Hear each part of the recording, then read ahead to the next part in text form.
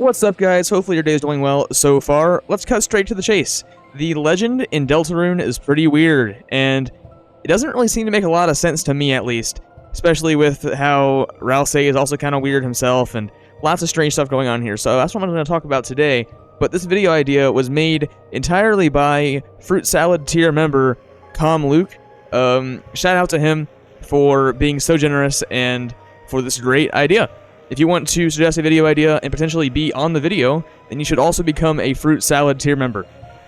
But before we start, if you like the video, you like the content, be sure to like and subscribe. If you watch my videos, you haven't subscribed yet, and you like the content, then why not subscribe? It'd help a lot, help me grow, and get my stuff out there. So thanks a lot. Alright, so, what does the legend foretell, first and foremost? Like, what all do we know about the legend itself? Well, number one, the legend foretells a human, a monster, and a prince from the dark as these three heroes that are going to rise up after the roaring occurs, or after the earth draws its last breath, as the legend puts it, and they're going to steal the fountains and banish the angels' heaven. Now, a weird thing about the legend here is that it uses the word if.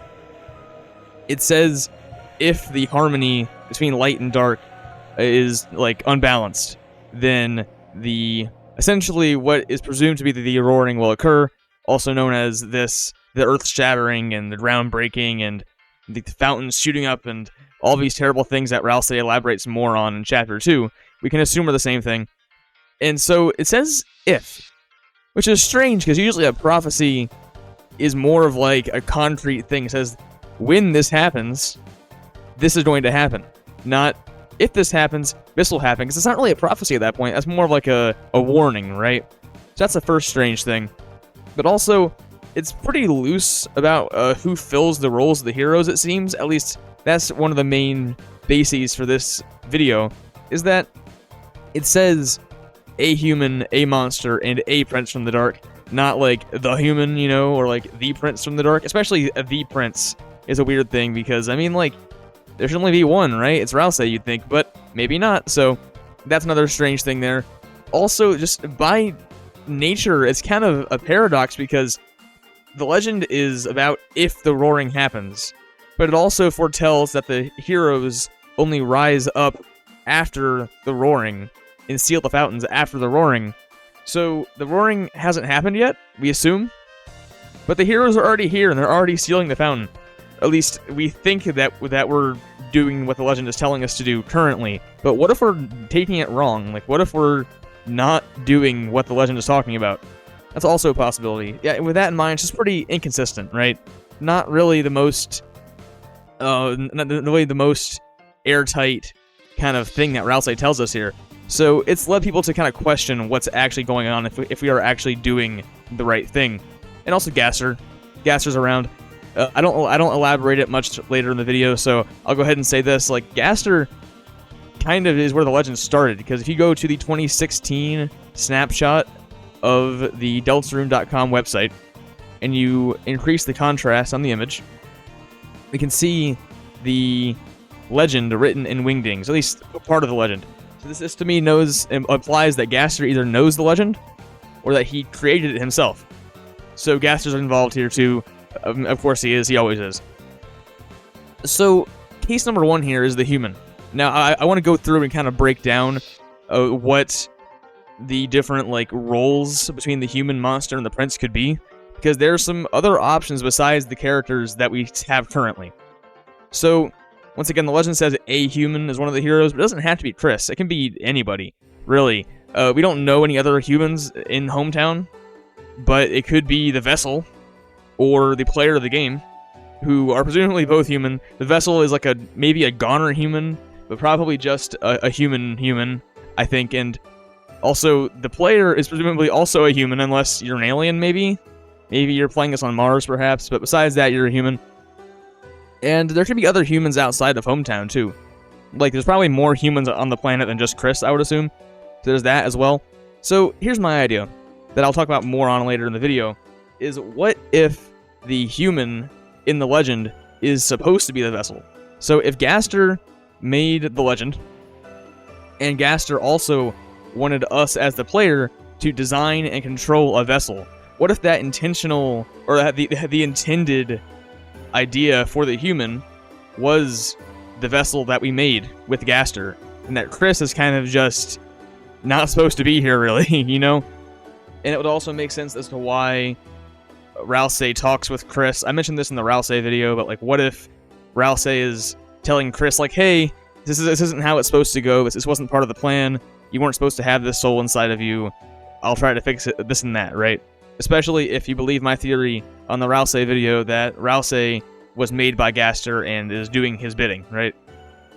So that's on the human. Case 2 is the monster. Now, this one I have a little bit less reservations about. I think Susie's a pretty solid choice for a number of reasons, but once again, it says a monster, so there's plenty of monsters in Hometown. It could be any of the monsters, really.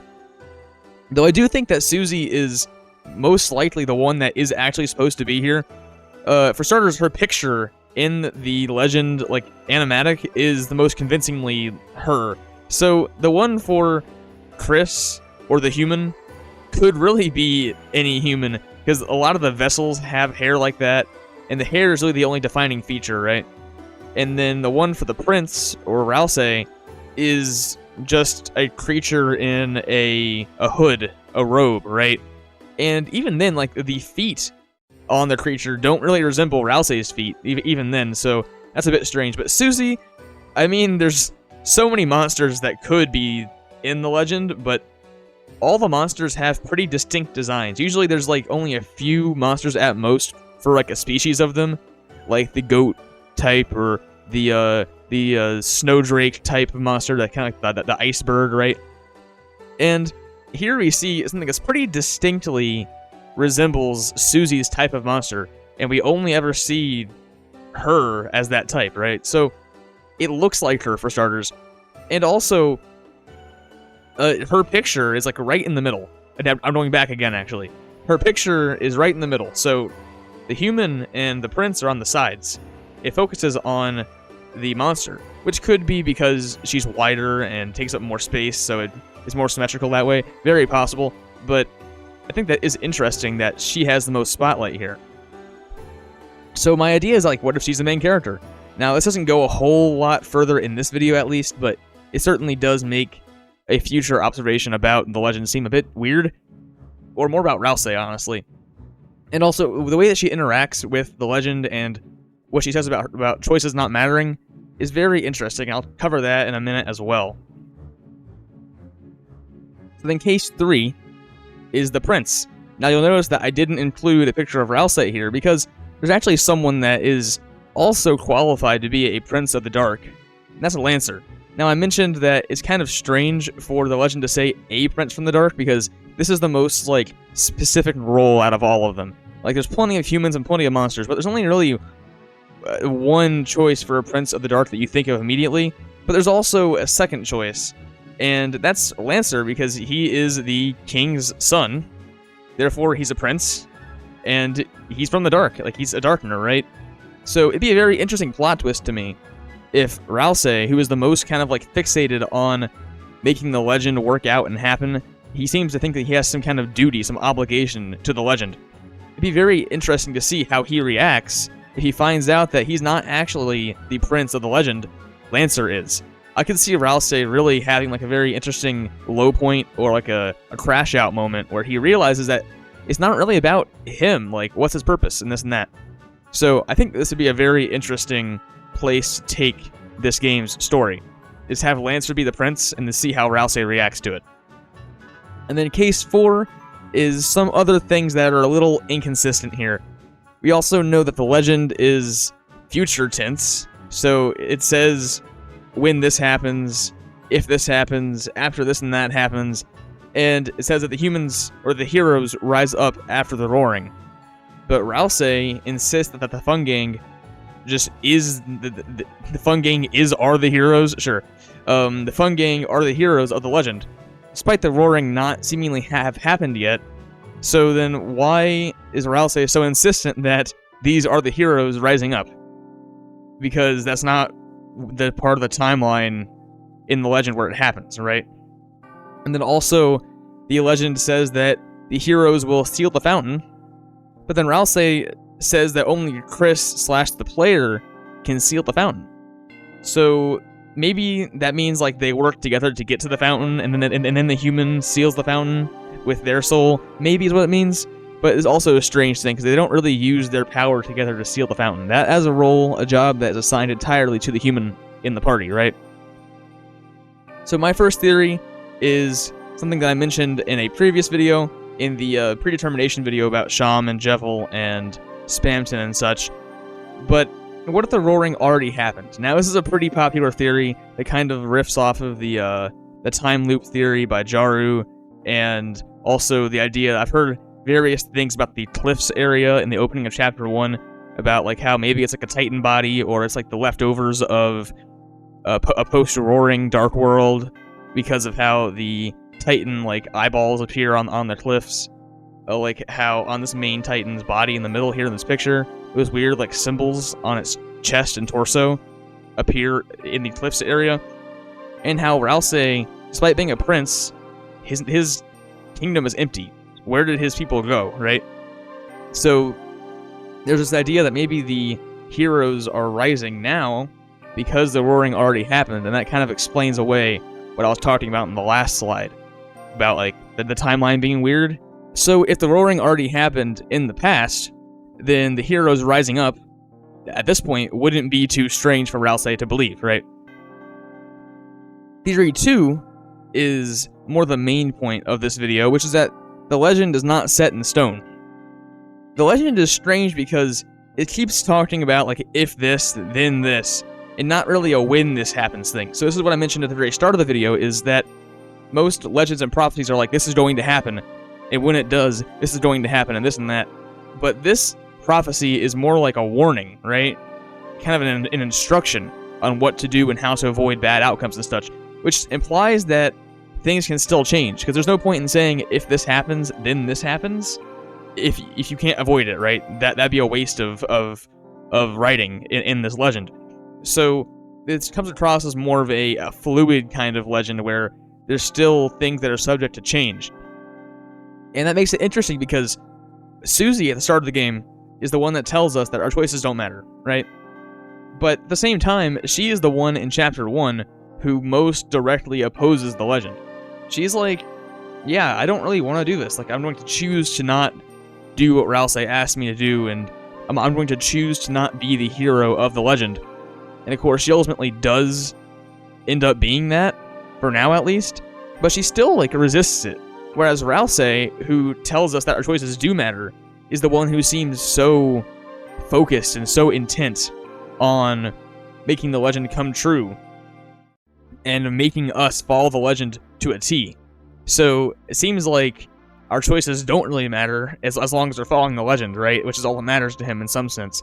So there's a very interesting kind of a character contrast in how they speak about choices and then how they behave in regards to this legend that seems to be kind of fluid and kind of loose, in the sense that it could be subject to change. Certain things could still happen differently than what it says. So that's also pretty weird. And then finally, there's one last character that we haven't mentioned in this legend, and that's the angel. So the legend mentions the heroes banishing the angel's heaven, right? And the heroes themselves, as I mentioned, are kind of like potentially fluid roles that could be subject to change. Well, if we assume that for the heroes, then why not assume it for the angel as well? And so this idea is that the character that fills the role of the angel, like in Undertale, might change or vary, or there could be multiple of them, depending on our actions, or depending on circumstances, or once again, there could be more than one. And yeah, so this happened in Undertale with how the angel could be the angel that frees the underground by breaking the barrier and setting them free, so that would be Azrael. Or the angel could be this angel of death that frees the underground by killing all of them. So, once again, if the angel in Deltarune behaves similarly to in Undertale, then it could be a role that is filled by multiple characters. So, that will be interesting to see. And actually, I have a video coming out tomorrow on more of this topic about the multiple angels and what the angels' heaven is and this and that. So stay tuned for that as well. And if you want to hear more updates on development of videos, and if you want to hang out and have fun, or submit Birdly art for a upcoming video about Birdly, which we're doing a little like Birdly art promo thing right now. So come join the Discord and you can do just that. It's called the Fruit Basket. We have about 160-ish members, I think, and we have a lot of fun there, so I'd love to see you there soon. And to finish off, thanks for watching the video. If you made it this far, you must like the video, so why not like the video? Also, thanks to Ko-Fi donors Rosie Pixels and Frisky, Apple tier members Blake the Snake and Herman24, and the absolute GOAT, Fruit Salad tier member commluke. Thanks to all you guys for supporting the channel. And with that in mind, I love you guys. Be safe, be smart, don't be stupid, and have a great rest of your day.